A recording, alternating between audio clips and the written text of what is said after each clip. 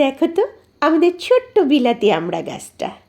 এত ছোট্ট একটা গাছ, কিন্তু কি সুন্দর করে কতগুলো আমড়া ধরেছে, যেন নিজের মতো করে ছোট্ট বাগান সাজিয়ে নিয়েছে।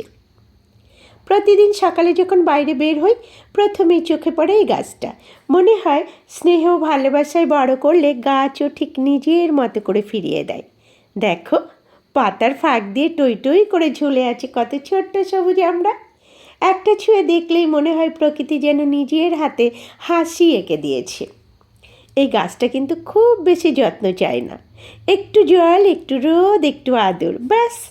আর সেই আদরেই কত ফল। এমন গাছ থাকলে মনও ভালো হয়ে যায়।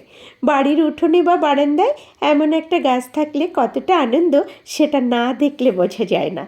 আজ ভিডিওটা শেয়ার করছি কারণ এই ছোট্ট গাছটা আমাকে প্রতিদিন শেখায়, ভালোবাসা দিলে তার ফল একদিন না একদিন ফেরত মিলবেই।